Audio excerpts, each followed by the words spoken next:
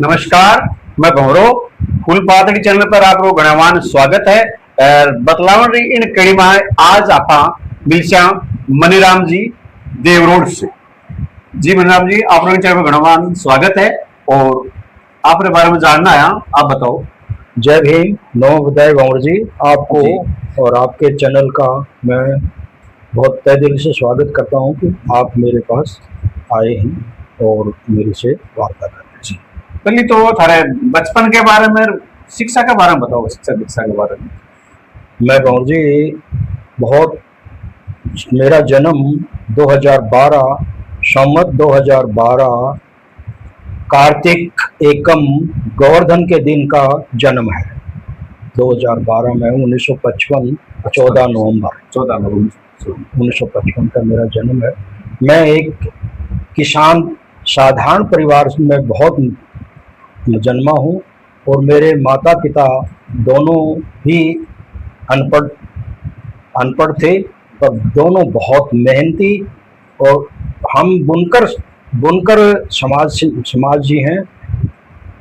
पर उस टाइम पे आज़ादी के बाद में ये बुनाई का काम बंद होकर के और खेती पे, जब खेती अलॉट हो गई तो खेती पे चले गए थे और खेती में उतनी आय नहीं होती थी।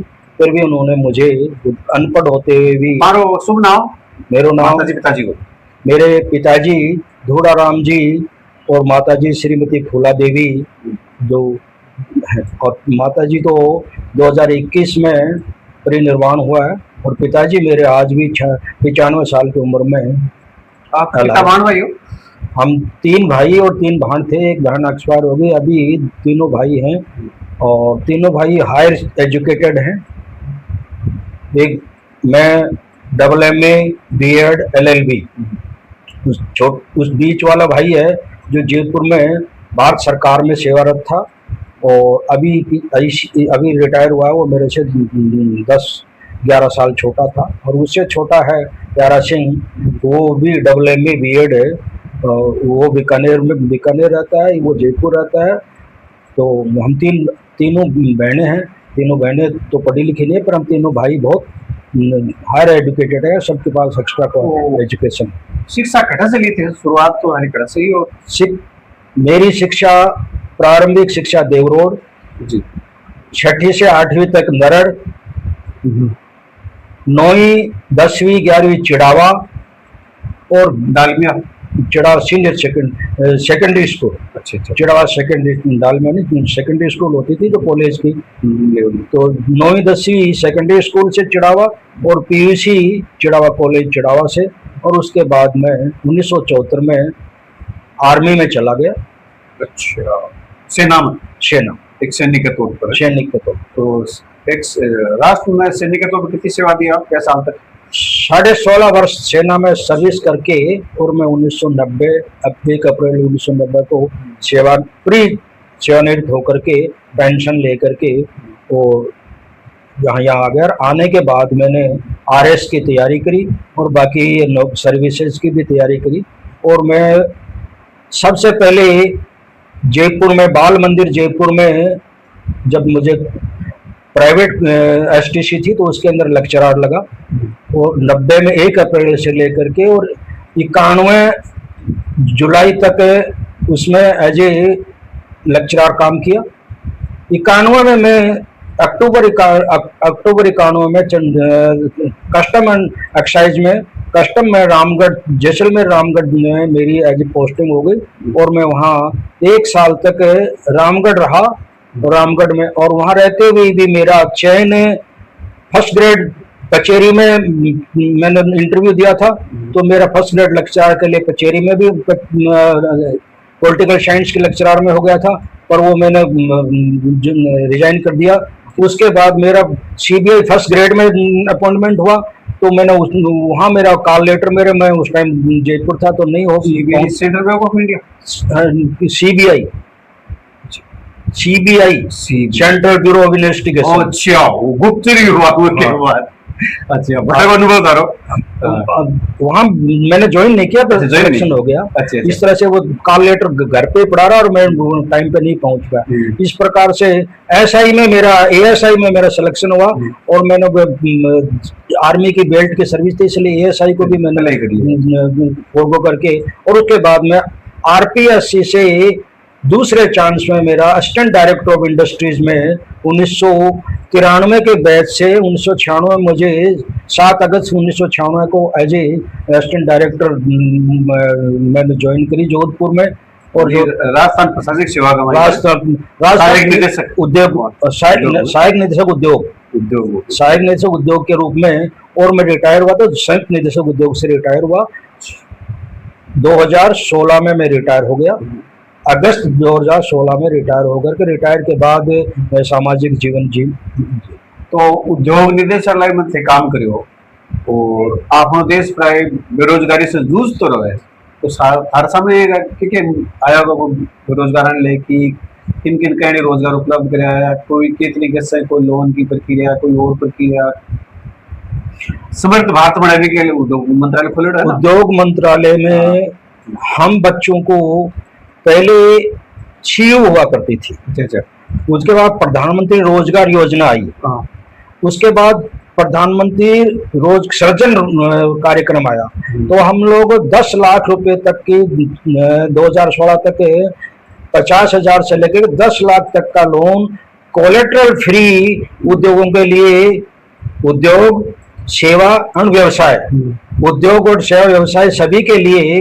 तो उसके अंदर हर समाज के लिए, जैसे मणियारों के लिए अलग काम हमने काम किया, मतलब आर्टिजन्स के लिए बहुत ज्यादा काम किया, बड़े उद्योगपतियों के लिए भी काम किया। बड़े उद्योगपतियों के लिए हमने राजस्व निवेश प्रोत्साहन योजना रही, प्रधानमंत्री रोजगार योजना रही, मतलब किसी भी प्रकार से, जैसे आज उद्योग क्षेत्रों में हर जगह उद्योग क्षेत्रों में जो नया उद्योग स्थापित करते थे उनको सबको अनुदान दिया जाता था और सब्सिडाइज रेट पे भूमि उपलब्ध करवाते हैं। मतलब उद्योग विभाग हर तरह से बेरोजगारों की मदद करता है। और मैंने मेरे जीवन में, आप सक्षम आदमी तो हमेशा ले ही लेता है, पर जो सक्षम नहीं है उनका भी मैंने घर सक्षम नहीं, कौन नहीं है, गरीब का बच्चा है, वो आपके पास जूती निकाल कर, मैं देखता था कि मैं ऑफिस में बैठा था, तब ऑफिसर का चेयर अब तो अलग ढंग से ही होती है, तो गरीब आदमी जूती निकाल, भाई जूती पहन के आओ, तुम्हारे आज देश आजाद है, जूती निकाल के मत आओ, साहब माने थोड़ा सा पैसा दिवा दो, आप फार्म भरो, हम आपको पैसा दिलाएंगे। किसी को बकरी के लिए, बकरी पालन के लिए दिया है, किसी को गाय पालन के लिए दिया है, किसी को छोटी दुकान के लिए दिया है, किसी को मैन्युफैक्चरिंग के लिए दिया है, महिलाओं को भी हर तरह से, मतलब, और आर्टिजन्स को तो इतना किया कि तुम अपना व्यवसाय खोलो, तुम्हें आर्टिजन कार्ड देंगे और इस कार्ड से तुम किसी भी उद्योग मेले में जाके अपना सामान बेच सकते हो, कहीं भी यहाँ मेले लगते हैं उसमें अपना सामान बेच सकते हो, तुम्हें हम आने जाने की फ्री सहायता देंगे, तुम्हें हम तुम जितना चाहोगे उतनी तुम्हारी मदद करेंगे। वहां तुम्हें 10 दिन तक खाने तक की सहायता करते थे। मतलब राजस्थान सरकार और भारत सरकार उस जमाने में बेरोजगारों की पूरी मदद करता था, जो चल के नहीं आते थे, हम भी पंचायत समिति स्तर पे जाके उनका सिलेक्शन करते थे। मतलब झुंझुनू जिले में ही नहीं, हम जैसे अलीशेसर पंचायत थी, तो अलीशेसर पंचायत में साल में एक इंटरव्यू अलीशेसर पंचायत में रखेंगे, और मतलब जितनी पंचायत समितियां हैं उनमें हर तरह के साक्षात्कार पंचायत समिति स्तर पे जाके लेते थे।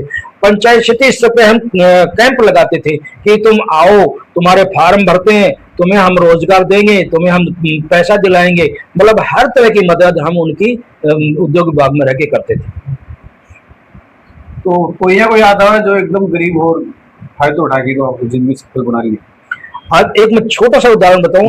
एक गरीब लड़का था, तो उसको मैंने 50,000 रुपए सैंक्शन किए, तो 50,000 पे 7,500 सब्सिडी बनती थी, तो उसको 43,000 वापस करने थे।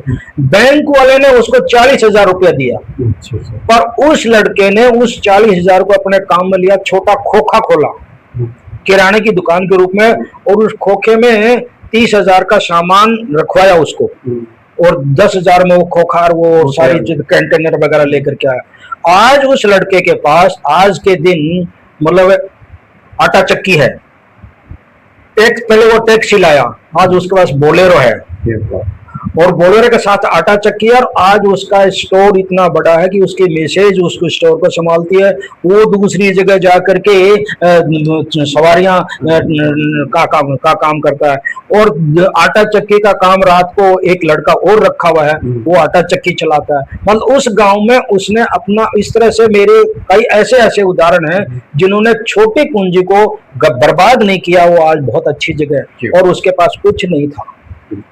ये तो ही श्रम और अनुदान की बात।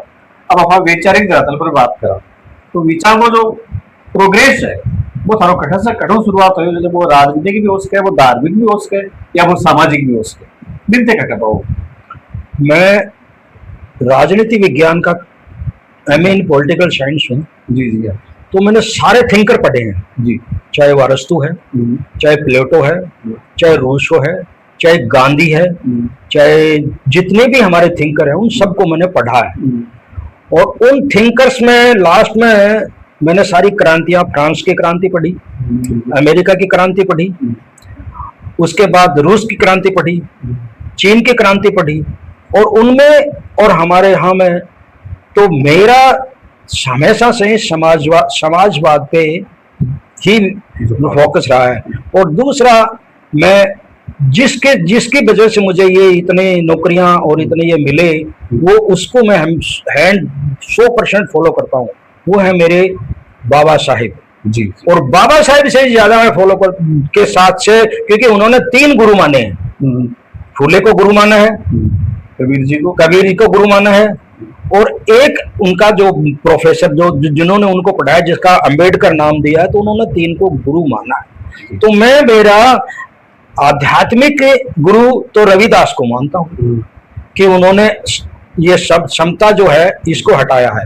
और अब वर्तमान में बाबा साहिब को, अंबेडकरवाद को मानता हूँ, और पे बैक टू सोसाइटी करता हूँ, और रिटायरमेंट से पहले भी पे बैक टू सोसाइटी करता था, और आज भी मैं, मेरे पास जितनी इनकम है उसमें से कुछ न कुछ हिस्सा में समाज के गरीब तबके पे, या जो हमारे बच्चे जो जहाँ संगठन काम करते हैं, मैं इनके ऊपर काम होता हूँ। मेरी विचारधारा अम्बेडकरवादी विचार। और मैं तो अम्बेडकरवाद थोड़ा सा व्याख्यात करो, लोग एक नाम से जोड़ दीजिए कि अम्बेडकर विचारधारा क्या चीज है, उस विषय धर्म कल्याण क्या है उसके। अम्बेडकर विचारधारा समता, समानता, करुणा, दया, मैत्री, ये तो बौद्ध दर्शन समकक्ष जाइले हो ना। समता, समता हो गई, समानता हो गई, मैत्री हो गया, करुणा हो गया। तो ये बाबा साहेब ने हमारे संविधान में भी लिखा है, we the people of India. बिल्कुल बिल्कुल, हम भारत के लोग भारत को एक समाजवादी, धर्मनिरपेक्ष, लोकतंत्रात्मक, समतावादी राष्ट्र बनाएंगे। तो मेरी विचारधारा के किसी प्रकार का मानव में भेद नहीं होना चाहिए। अगर मानव में भेद है तो वो देश भी उन्नति नहीं करेगा, धर्म भी उन्नति नहीं करेगा, समाज तो है ही नहीं, और व्यक्ति भी उन्नति नहीं करेगा। आज अमेरिका में कोई धर्म नहीं है, वो धर्म निरपेक्ष देश है। जितने भी धर्म निरपेक्ष देश हैं वो लोग उन्नति कर रहे हैं, और हम धर्म के नाम पे लड़ रहे हैं आज धर्म। तो ये हमारा, मैं आदमी से आदमी में भेदभाव है, मैं इसको नहीं मानता। बिल्कुल सही।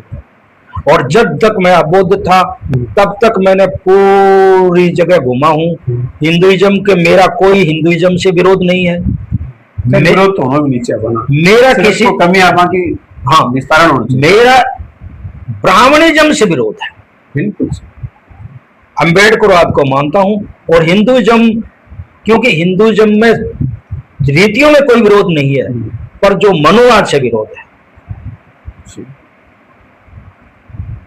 तो मनोवाद और अम्बेडकरवाद आ गया, खुलासा कर सको कौन सी आपस में टकराने वाली चीजें जिससे हम निजात पाओ। आज के जमाने में सिर्फ 2 ही वाद है भारत में।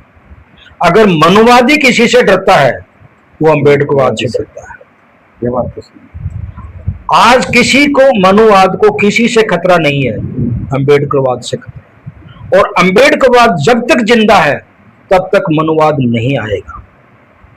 एक ना एक दिन अंबेडकरवाद आएगा, बिल्कुल आएगा, और ये देश समतावादी बनेगा।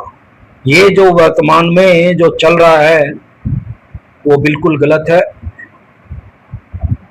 अंबेडकरवाद और मनुवाद में फर्क पूछा आपने। जी जी। मनुवाद वर्ग भेद मानता है, व्यक्ति भेद मानता है, जन्म से ऊंचा और नीचा मानता है।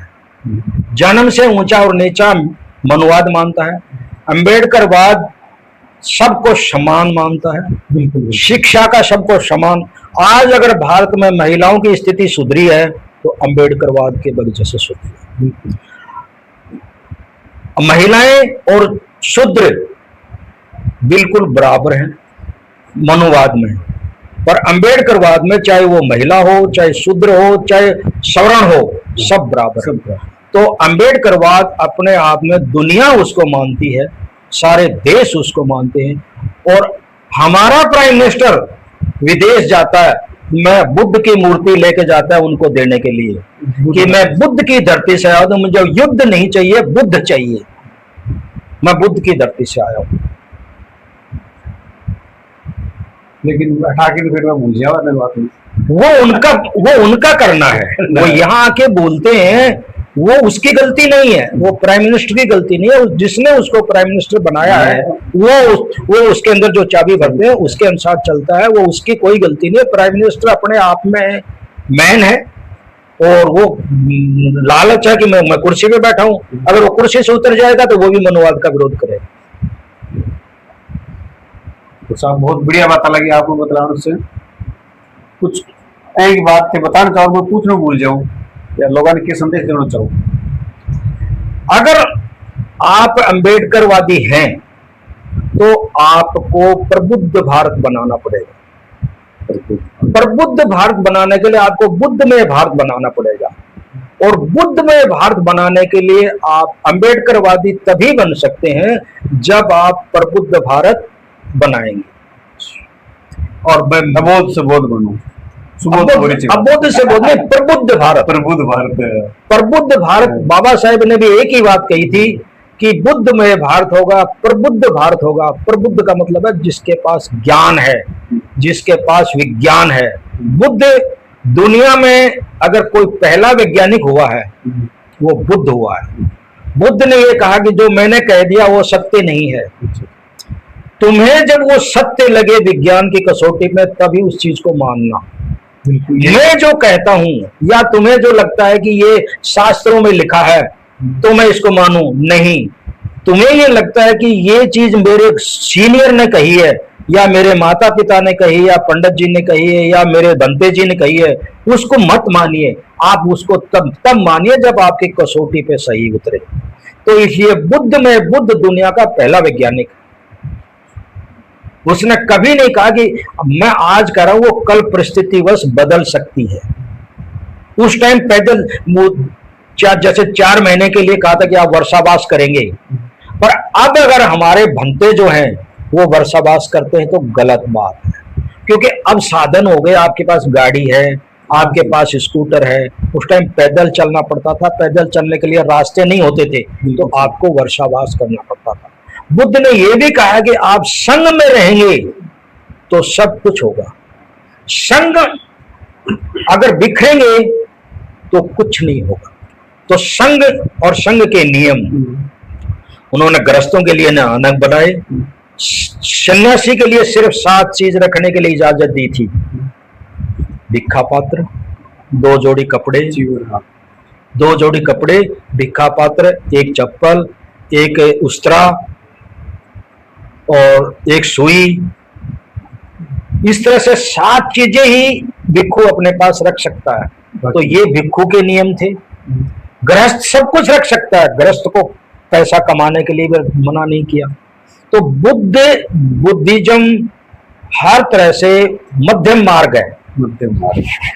अच्छा ये बताओ कि बौद्ध स्थल की भी यात्रा करेगी? मैं बाबा साहेब से संबंधित जितनी स्थान है वो, और बुद्ध से संबंधित आप बोध गया, सारनाथ, कुशीनगर, लुम्बिनी, काठमांडू, ये तो विदेश में आ जाओ ना। हाँ विदेश में, हाँ अपने में ही मानते हैं अपन हाँ, उसको। सही, हाँ। विदेश नेपाल को हमारे वहाँ कोई पासपोर्ट नहीं चलता है, अच्छा। मतलब हम वहाँ जाके आ सकते हैं। तो ये बुद्ध से संबंधित जितने पवित्र स्थान हैं उनका मैंने, अजंता, एलोरा, जितने गुफाएं हैं वो सारी, मतलब बुद्धिज्म से संबंधित जितने पवित्र स्थान हैं वो मैंने। और बाबा साहब से जुड़े स्थल, बाबा साहेब से जुड़ा कोई स्थल मैंने नहीं छोड़ा। बाबा साहेब जहाँ जन्मे, महू गया, महू में वो पैदा हुए, वो स्थान देखा। जहां बाबा साहेब ने दीक्षा ली वो नागपुर मैंने देखा।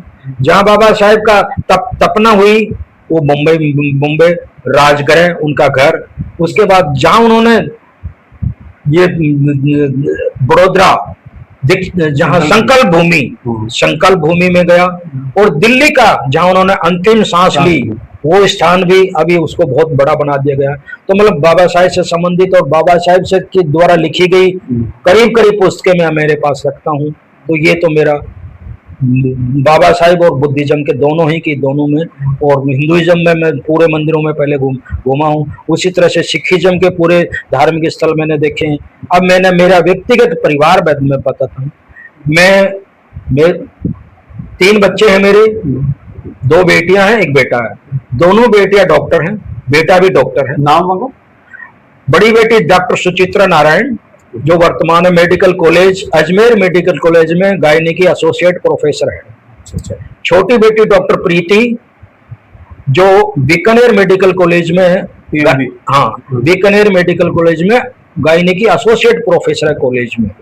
और बेटा मेरा एमडी है, चेस्ट स्पेशलिस्ट है, और वो डॉक्टर देवेंद्र सिंह, तो वो भी डॉक्टर है। उसी प्रकार से मेरे कंवर साहब दोनों बड़े डॉक्टर हैं। बड़ा डॉक्टर जयप्रकाश नारायण, वो पीडिया के एचओडी हैं अजमेर में। छोटे कंवर साहब जो हैं वो श्री गोपाल जी गोयल, वो साइकेट्रिक के एचओडी हैं पीबीएम में। और मेरी बहू एक्शन है जयपुर में बिजली बोर्ड। कौन सुना? पूजा सिंह। वाह, पूजा सिंह। तो दिसावर भी रह गए थे। दिशावर में 4 देशों की विदेश यात्रा, जो बुद्ध से रिलेटेड देश है। श्रीलंका के 10 दिन की यात्रा, श्रीलंका की यात्रा करके आ गया। बुद्ध से रिलेटेड बुद्धिज्म से थाईलैंड की 8 दिन की थाईलैंड की यात्रा करके आ गया। 2 दिन की नेपाल यात्रा करके आ गया 2 बार, और भूटान की भी यात्रा। ये 4 विदेश यात्राएं मैंने। बस थाने के अनुभव हो। विदेश से बुद्धिज्म से जो संबंधित देश हैं उनके अंदर हमारे शहर उनमें अंदर सबसे बड़ा कि वहां पे किसी भी, आज हमारे देश में लड़कियों के साथ, महिलाओं के साथ वहां इस तरह की कोई वारदात नहीं होती। और सबसे बड़ा व्यापार में महिलाएं वहां आगे हैं। यहाँ तक कि नेपाल में भी आपको ऑन रोड साइड महिलाएं ही काम, आदमी सामान लाते हैं और महिलाएं अपना दुकान का व्यवसाय करती हैं। मतलब व्यवसाय के रूप में बुद्धिज्म में किसी तरह की बेरोजगारी जो देखने को मिलती है वो बेरोजगारी नहीं है। और साफ सफाई के मामले में आज हम यहाँ से कचरा उठाया हमारे घर का, हम घर के बाहर फेंक देते हैं और रोड के ऊपर कचरा फेंकते हैं, रोड के ऊपर टट्टी करते हैं, रोड के वहां पे। मैं भूटान छोटा सा देश है, वहां एक प्लास्टिक का टुकड़ा भी आप जंगल में डाल देंगे तो आपका पनिशमेंट होगा, आपको कोई बचा नहीं सकता। थाईलैंड में तो आप सड़क पे थूक भी नहीं सकते। मतलब चलती, हम घूम रहे थे तो ड्राइवर ने पहले कह दिया था आप किसी चीज को सड़क पे नहीं फेंकेंगे। ये मैंने डस्टबिन गाड़ी में रखा हुआ है, और उसकी गाड़ी में बैठने से पहले, हमारे बैठने से पहले गाड़ी को इतना साफ रखता था कि आप उसको मिट्टी का तिनका उस गाड़ी में नहीं मिल सकता आपको। मतलब साफ सफाई में वो लोग, व्यवसाय में हमसे बहुत आगे है। आपने तो ऐसा का हो ही नहीं सकता।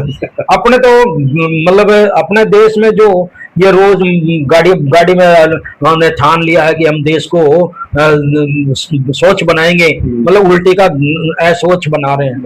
हमारे पास तो पीने के लिए सब शुद्ध पानी भी नहीं है।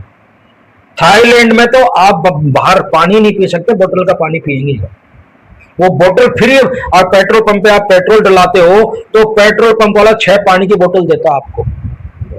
मतलब आप उनसे पानी अगर पेट्रोल भराते हो तो पेट्रोल पंप वाले ने बोतलें रखी हुई हैं, आपको पानी की बोतल देता है।